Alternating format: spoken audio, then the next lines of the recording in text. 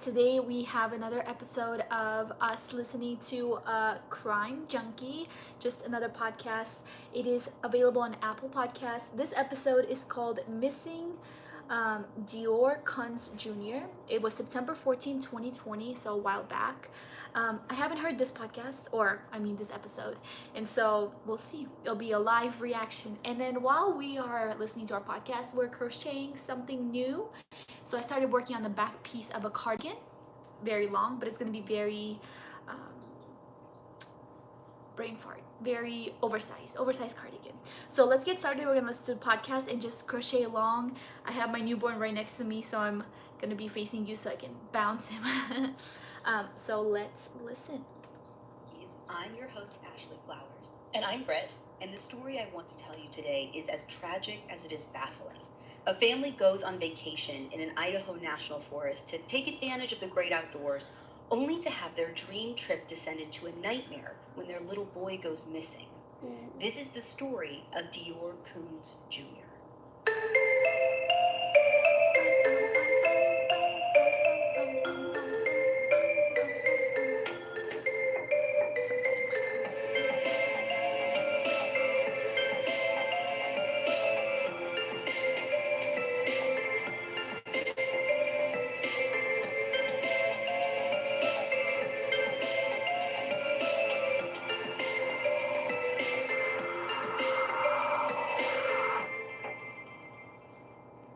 On the afternoon of Friday, July 10th, 2015, police and law enforcement in Lemhi County, Idaho, get a panicked 911 call at 2:28 p.m. from a distressed mother named Jessica Mitchell. Jessica says her 2-year-old son, Dior, has gone missing while her family was camping out in the Salmon Chalice National Forest at Timber Creek. The Lemhi County sheriffs respond immediately, and once they arrive on scene, they get the story from a distraught Jessica. She and a few others left their home in Idaho Falls to go on a family camping trip the day before. The full group included Jessica, her son Dior, her fiance, who's Dior Sr., and he also goes by the name Vernell, Jessica's grandpa Bob Walton, and Bob's friend Isaac. Jessica says they all drove about 2 hours northwest and had gotten to Timber Creek campsite after dark. Bob used to go out to Timber Creek as a young man, and he says that he wanted to share his love for the outdoors and specifically for this place with his family and especially with little Dior. So the next morning after they get there, Jessica says that she and Vernell took Dior into town to go shopping at Ledore, which is like the nearest town about half an hour away. When they got back, Isaac decided that he wanted to go fishing on his own, just get some alone time. So he went off while Vernell and Jessica went to go fish somewhere else, while Dior stayed behind with his great-grandpa Bob. When they get back to the campsite sometime after noon, Dior wasn't playing near Bob like he was supposed to be. Their little boy was missing, and no one knew where he was. Bob said that he thought Dior was with Vernell and Jessica. They thought Dior was with him, and that's when they realized something was very, very wrong. Jessica tells police that she, Vernell, Isaac, and Bob searched for about an hour before calling 911 at 2:35 that afternoon. Right away, a search and rescue team is sent out to scour the campsite for any trace of Dior. According to Jessica, when he disappeared, Dior was wearing blue pajama pants, loose boots, and a camel print jacket. Now, initially, law enforcement are pretty confident that they'll be able to find Dior and get him back to his parents safely, because as one of the sheriff deputies told Idaho State Journal, kids Dior's age who wander off on their own don't tend to get very far, and about 75% of them are usually found within like 1/5 of a mile or so from where they took off from. Even though this is a dense and rocky terrain with some swampy areas near the water, the deputy goes even further, saying that around 95% are found within 2.8 miles or less. So you can see why there's hope that Dior will be found safe and sound. Okay, so this might be a dumb question, but I'm completely unfamiliar with Idaho. Is Timber Creek just a name, or is it like an actual creek nearby? So it is actually a creek. Timber Creek is a creek. And just like you pointed out, Dior possibly drowning is one of the searchers' first thoughts and one of their biggest fears. So they search the creek right away, but they find no sign of Dior there. However, the idea of an accidental drowning can't be written off yet because that's not the only body of water nearby. There's also the Stone Reservoir, and so police send divers up to that reservoir to search there as well. But just like at the creek, they don't come up with anything to suggest that he was ever there. After 12 hours and help from over 170 searchers and volunteers who take to the woods on foot, horseback, ATV, they even have handlers with canine dogs out there, and helicopters, they all do scans throughout the entire daylight and into dark, but there's no sign of Dior anywhere. Now, eventually, they have to pause the search when the darkness becomes all-consuming. No matter how hard they want to try, they just can't do a thorough search without daylight. The search resumes again the next morning, and it lasts the full day.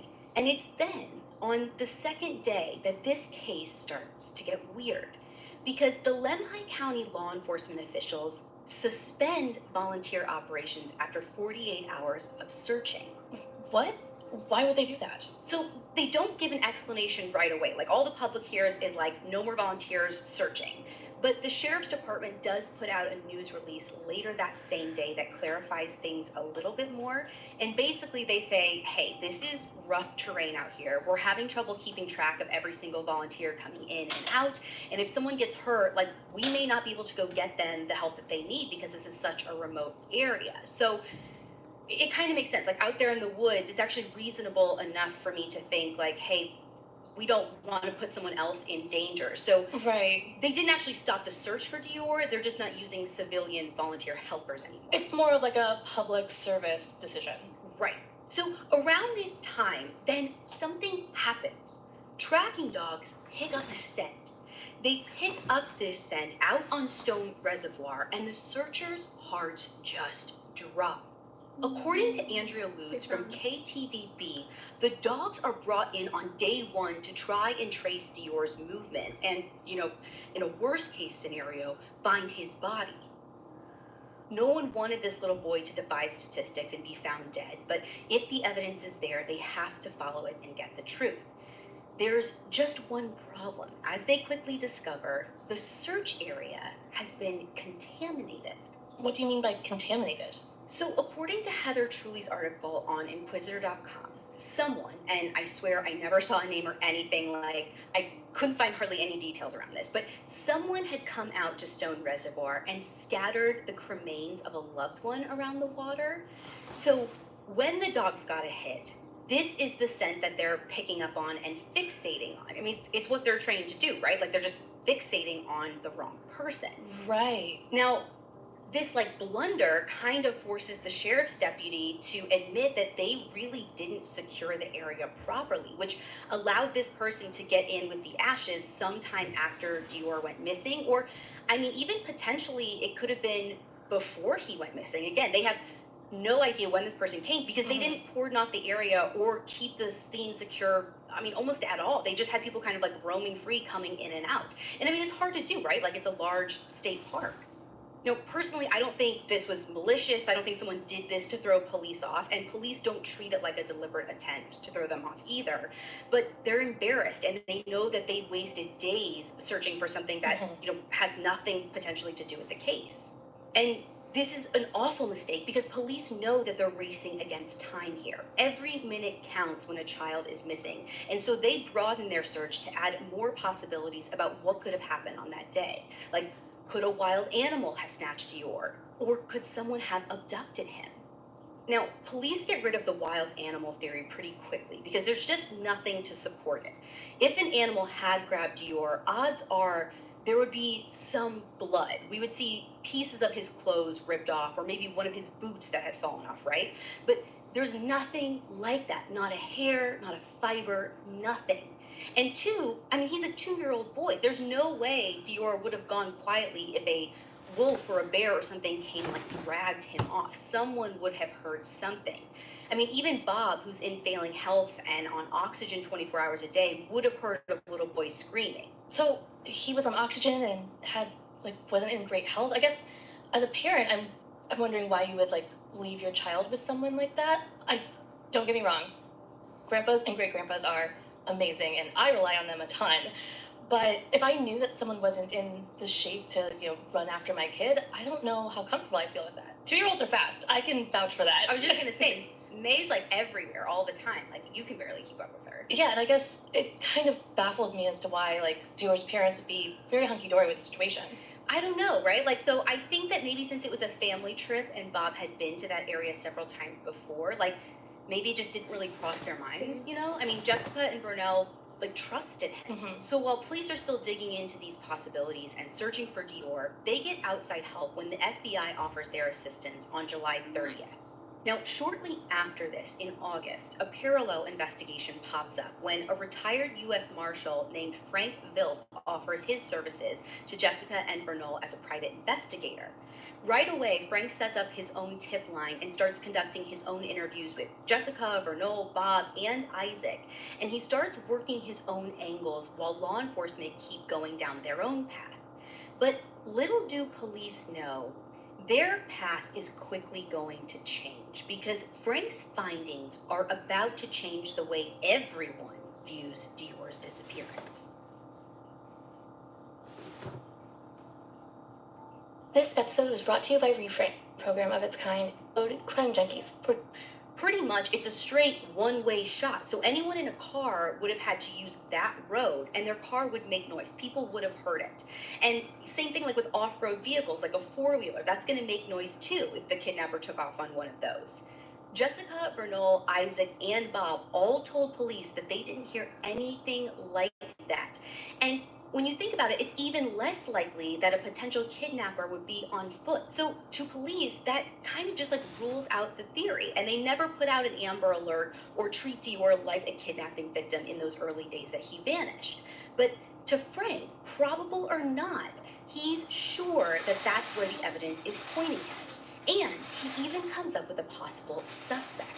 So remember when I told you that Jessica and Vernell took Dior into town the morning that he went missing? Yeah. So Jessica tells Frank and his team that while they were at that Stage Stop general store, she noticed a strange man was staring at Dior, and it put her on edge because like in her gut, the way this guy was looking at her baby just felt wrong. Like he was fixating and staring for way too long. So she ended up getting out of there because of that.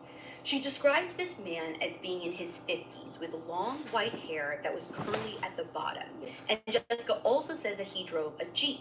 Now, that's not a lot to go on, right? Like not for Frank and certainly not for law enforcement. Right. But according to People Magazine Investigates, about a week later, Frank's tip line gets a call from a woman who says that she was out hiking with her little boys who are about the same age as Dior when she saw a guy out there in the woods. And she got that exact same feeling Jessica did. Like this guy was looking too closely at her kids and maybe even like following or stalking them. Her description of this guy that she saw out in the woods matches the guy Jessica says that she saw at the Stage Stop. I mean, right down to the black Jeep Rubicon that the man was driving. Frank shares his concerns and his evidence with law enforcement. Both the Lemhi County Sheriffs and the FBI take this seriously, and they do get involved, hoping that this is the breakthrough that they've been waiting for. They find the owner of this black Jeep Rubicon, and he goes in for questioning. And while he says, like, yeah, I'm friends with that Stage Stop manager, he's like, I wasn't at that store the day that Dior went missing. And he's also got an alibi that checks out, which puts investigators right back at square one.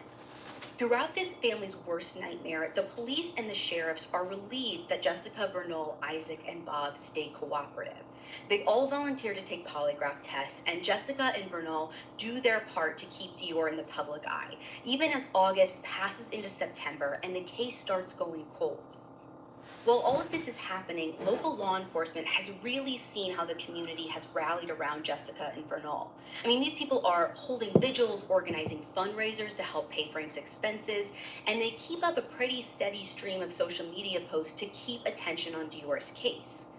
And then, one day, in the middle of September, a couple of months after Dior went missing, Facebook explodes after a picture appears online of an unidentified little boy who was just found in Stanton, California, which is down near LA. I mean, this is over 1,000 miles away from where Dior was last seen. And this boy just happens to look a lot like Dior. Here, Britt, I'm going to send you these two pictures side by side. They're from the East Idaho News. And you tell me which one you think is Dior and which one you think is the boy that was found. Oh man, these kids look really similar. It looks like the same kid. Yeah, but I think I'm gonna say that the one on the left in the lime green shirt is Dior? Yes, you're right. Okay. But it's bizarre, right? Like they have the same, to me, the same shaped eyes. Their noses are the same. The mouth. Wispy blonde hair. Yeah, even the cut of their hair. Yeah. It is bizarre how similar these two look. So for that reason, this post goes viral. I mean, totally bananas, because this little boy was found at a motel in Stanton with zero clues to who he might be. He was just abandoned there? Somehow he ended up there. And beyond the striking resemblance, like the age matches, the height matches, the weight matches, I mean, it could totally be Dior. So, if this kid is Dior, then Frank was right all along and he really was kidnapped, right? Like, that's the only way he could make it all the way down to California. Exactly. And so Lemhi County law enforcement agree that the similarities are striking, and they instantly make some calls to Orange County, California to follow up. And what they learn is both uplifting and devastating. So by the time they call, the child in the photo has already been identified, but it's not Dior. This little boy had wandered off and had been returned to his panicked mom safe and sound, and he got his happy ending, while Idaho police have to tell Jessica and Vernal that their son isn't coming home. This is a real morale blow for law enforcement, but they're not giving up yet. However, there is someone on the case who's giving up. Frank, who's Jessica and Vernal's private investigator, just up and quits the case out of the blue in September, about 2 weeks after this viral post. Now, he'd only been working for them for about 6 weeks in total at this point. Wait, what? Why would he quit? So at first, he won't say. Now, Frank does send the family a resignation letter that privately kind of lays out why he's quitting, but there's no way for the public or press or anyone connected to the case or looking in on the case to know what that resignation says or what reason that he gives. Now, this does feel a little weird to law enforcement, but I mean, they don't know exactly what to make of it, so they don't think too much of it at the time. I mean, they still have a little boy to find. Jessica and Vernal hire another private investigator in November, a man named Philip Klein, who's based out in Texas. And they bring him in to work the case, and when he comes, he's really optimistic that he's going to be the guy who's able to solve it. As Philip ramps up his own investigation, police and the sheriff's office in both Lemhi County and Bonneville County, where Dior and his family live, keep up their investigation despite the passing time. Search efforts out in the forest are hinging on the hopes of making a breakthrough before winter, but despite more dives in the Stone Reservoir and more scouring the Timber Creek area again and again and again, they don't get their miracle. And then, in January 2016, Frank resurfaces, going public with the formal resignation letter he sent to Jessica and Vernal back in September. And this sets off a media firestorm.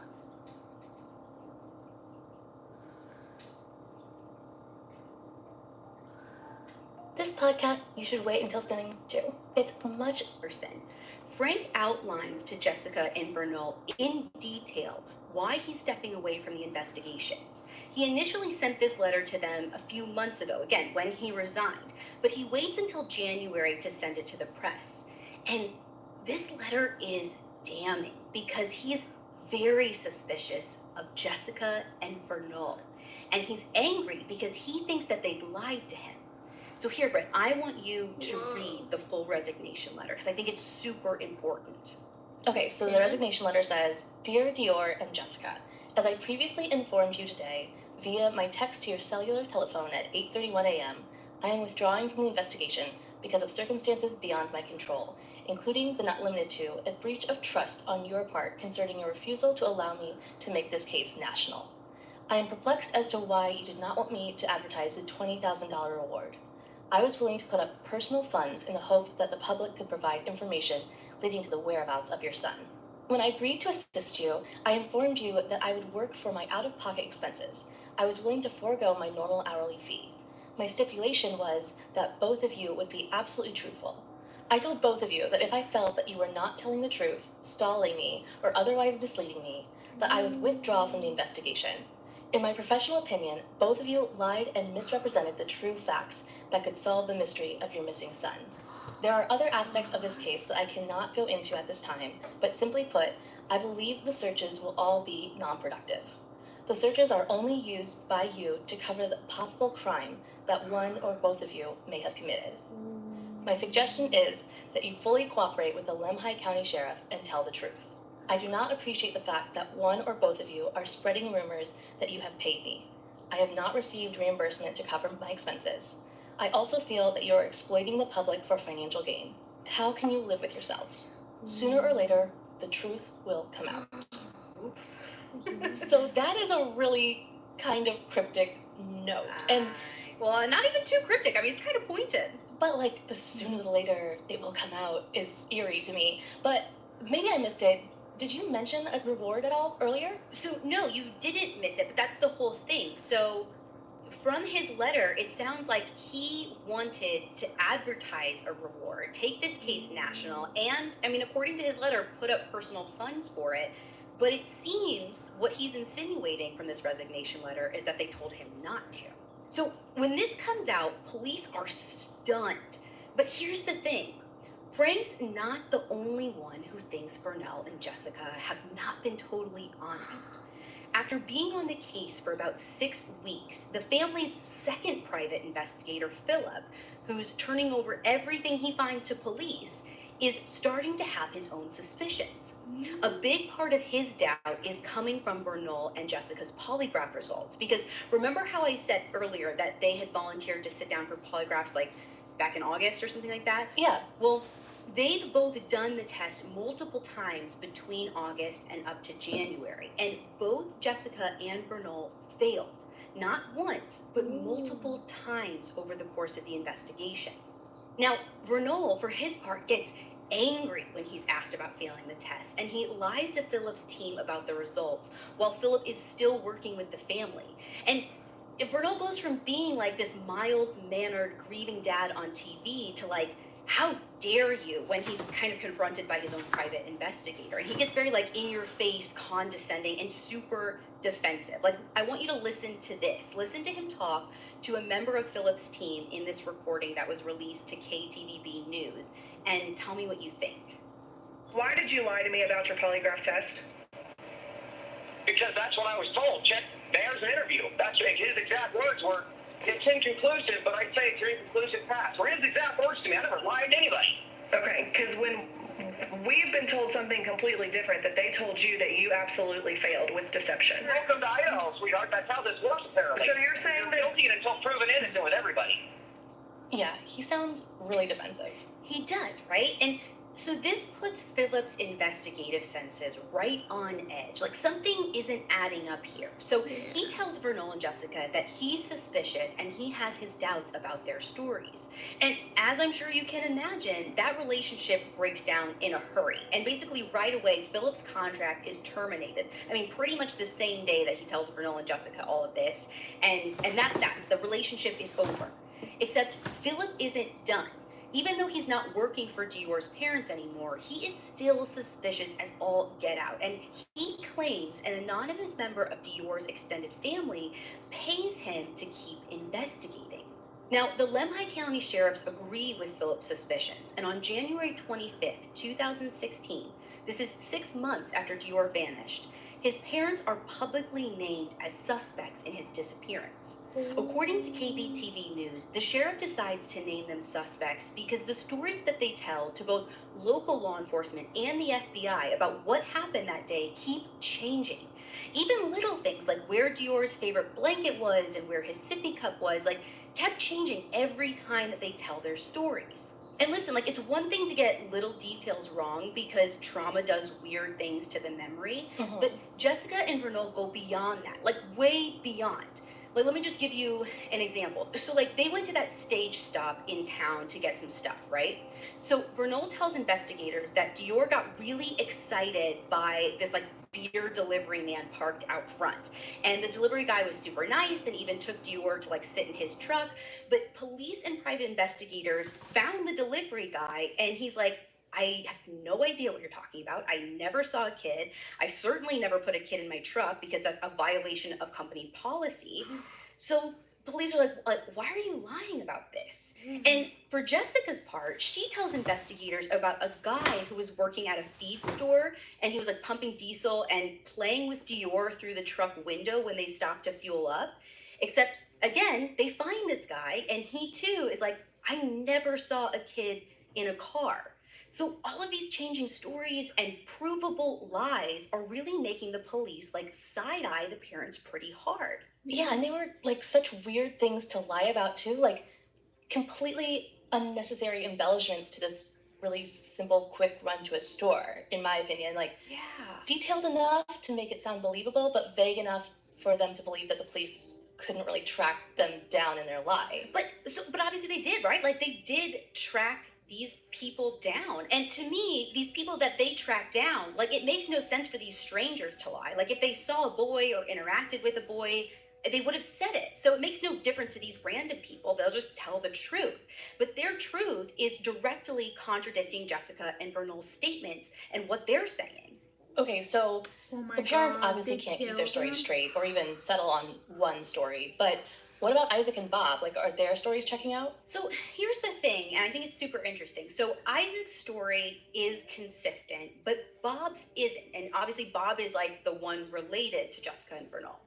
According to East Idaho News, Bob told Phillips investigators that he thought that there was an accident out at the campsite, but he wouldn't tell them anything else about what might have happened or what would make him think that an accident had happened.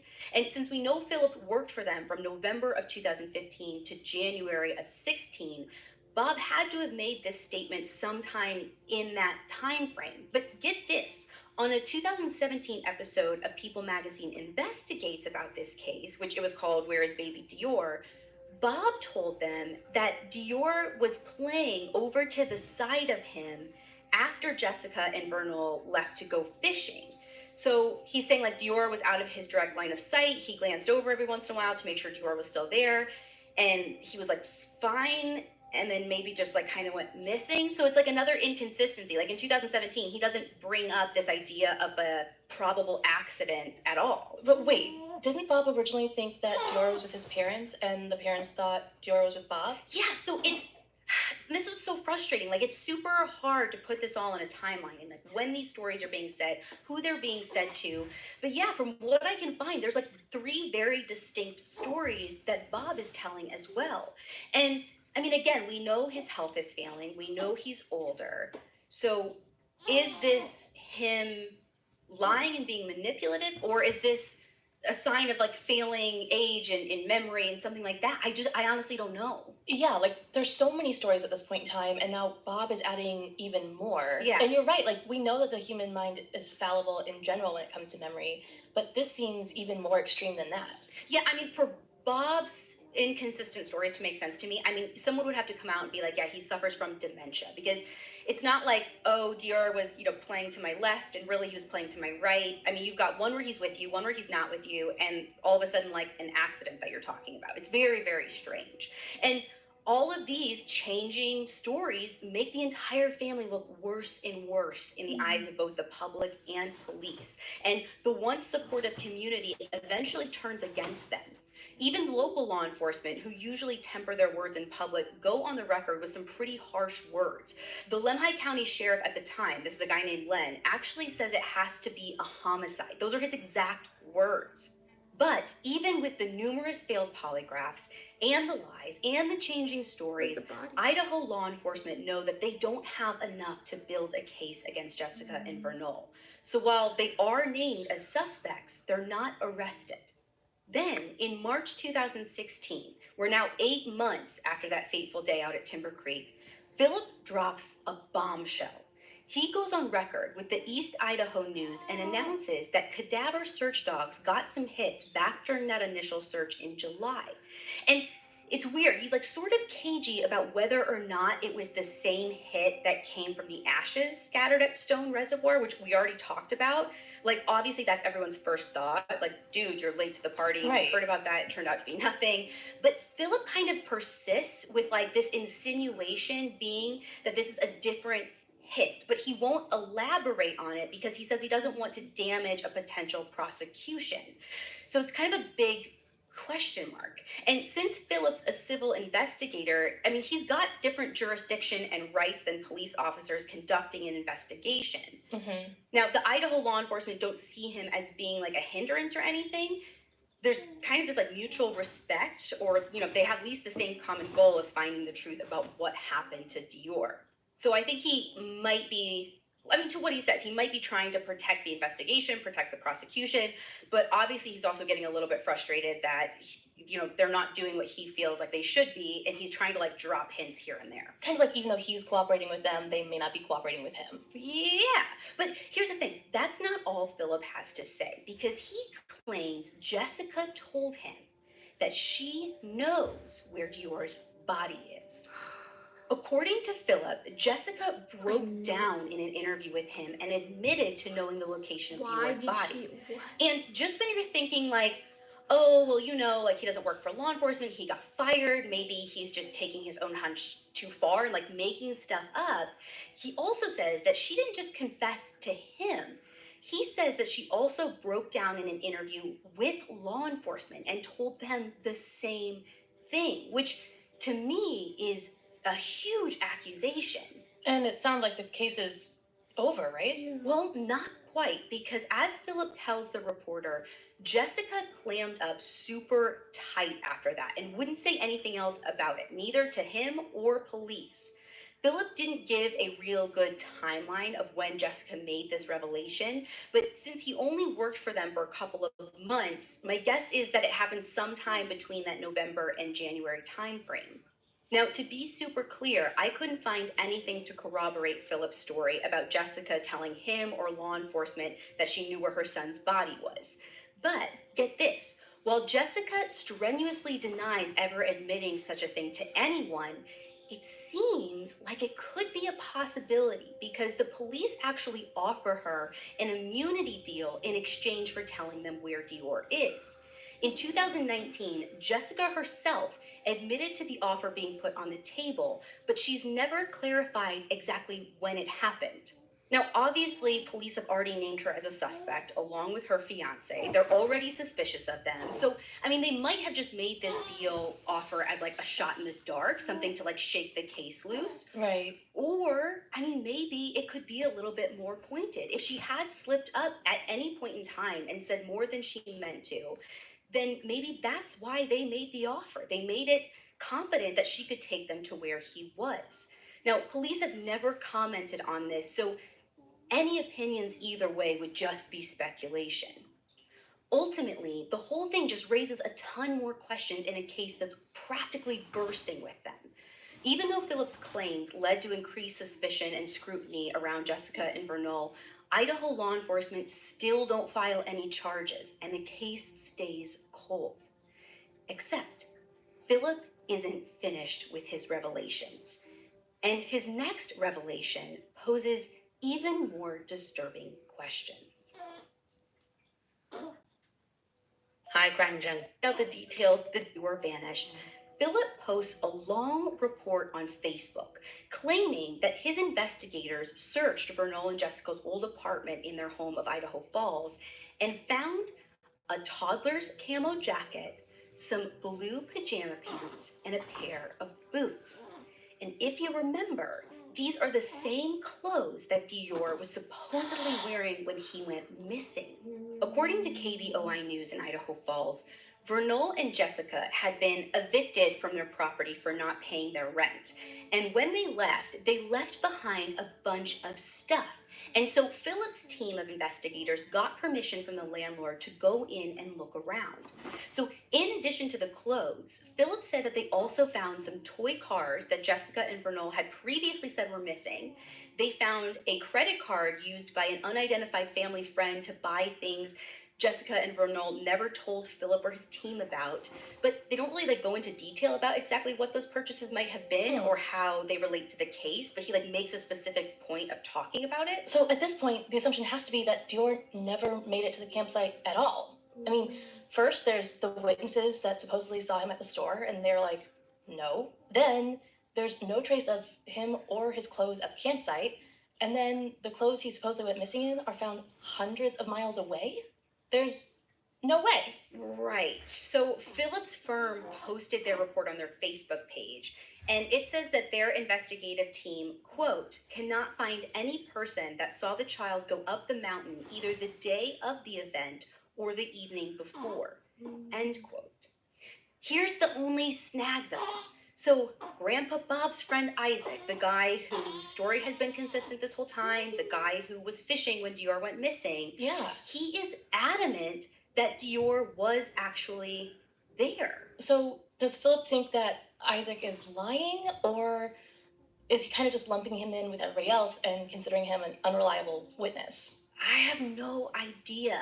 In an interview with the East Idaho News, Philip said that his team is vetting some statements Isaac made, but he really doesn't go into detail specifically about those. All they're claiming is that they don't believe Dior ever made it there. I have no idea how Isaac plays into that.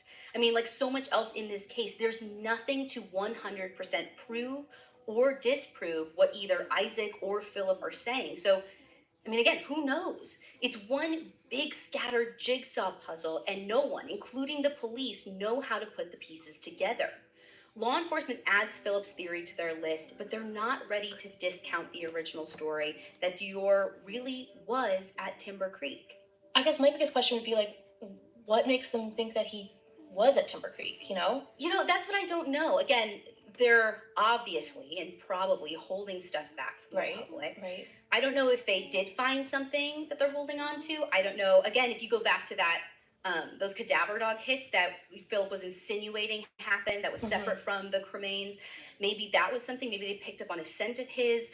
But the fact that they're not willing to write it off, the fact that he was ever there, I don't. Right, like you said, they added it to their list. They basically aren't ruling any options out. Yeah, everything's on the table still. Now, Philip's claims don't lead to any arrests, but as time goes on and Dior's case stays cold, relationships start to deteriorate. Jessica and Vernal break off their engagement in 2016 in the months after they're named suspects, and Jessica gets married to another man shortly after. And I know we talked before about how, grief and the grieving process are huge stressors on relationships, and they can manifest in a bunch of different ways for a bunch of different people. So, I mean, while some people might look at this as a sign of, I don't know, whatever, I don't think that them separating or her getting with someone else is that strange. Well, and honestly, more than anything, I see this as an opportunity. If one or both of Dior's parents were involved in any way and they're not together anymore, it seems like it would be the perfect time for one of them to flip on the other. We see it all the time. There's no alliance between them anymore. The relationship dissolves. Maybe there's some tension still left. Why not open that door? It's interesting you say that, because in September of 2017, Jessica made a statement to Investigation Discovery where she says that she believes Vernal could have hurt Dior. Vernal disputes this immediately, of course, but when we look back on everything we know about the case, the lies, the inconsistencies, the alleged confession about Dior's body, Jessica being offered immunity, the finger pointing to Vernal, I mean, it all just adds up to questions. Was there an accident that got covered up? Did something premeditated happen to him? Did he ever even make it up to that campsite? And if he did, where could he have gone that police didn't search? I just want to take this case and shake it until everything comes loose and we finally get the truth. As recently as the summer of 2019, the Lemhi County Sheriff's Department is still making trips out to Timber Creek to search the area with cadaver dogs on the hunt for missing pieces. According to the KTVB News report from July of last year, the dogs get a hit and find a bone. But after the bone is sent to the FBI to be analyzed, it came back as just belonging to an animal. So to me, at least, if law enforcement are bringing cadaver dogs out there 4 years afterwards, I feel like they think that Dior might have really been at the campsite and is still out there somewhere. So, I mean, I agree. From everything they're doing, from everything they're saying, it still seems like they are so focused on that campsite. And whether that means they think it was an accident or a murder is kind of anybody's guess, since we have no idea what really happened to this poor kid. And law enforcement has never officially clarified if they're 100% certain Dior was out there or not, or what happened to him. As of today, no charges have ever been filed against Jessica, Vernal, Bob, or Isaac. Bob passed away in 2019, and to date, Dior's case is still officially opened. And if he is alive, he would now be 7 years old. If you have any information that might lead to solving this case, please call the Lemhi County Sheriff's Department at 208-756-8980. Whoa, that was intense. Do you guys think the parents did it? I think I do too. I mean, I don't know if you do. Comment down below. But dang, that was a crazy episode. Why is it, what's going on with parents killing their kids? Like Casey Anthony killed, was it her son, her daughter? Supposedly. She was let go because she was proven innocent. And then we have these guys. Then we have the mommy Doomsday. She killed 2 kids. She killed her son and her daughter in the backyard of her new husband and her other husbands, which is just insane. So what's going on with that? Let me know down below what you guys think about it. But this was really interesting because at first you don't think it was the parents, you know. You always think it's, you never, well, now we do suspect the husband usually is the first suspect. When it's a murder, like of a wife or a girlfriend, you always think it's the husband. But on this case, I didn't think it was the parents. You know, I thought it was maybe he was kidnapped, he drowned in the river. But then as soon as we started looking at the polygraph and just their story not matching up, you're just like, okay, yeah, something's going on, something's fishy. But it's weird because there's other people there, like the grandpa and the friend, and so it's like, Anyway, I'm gonna continue crocheting the back piece of my cardigan, and I'll see you guys later next week. Hope you guys have a great day.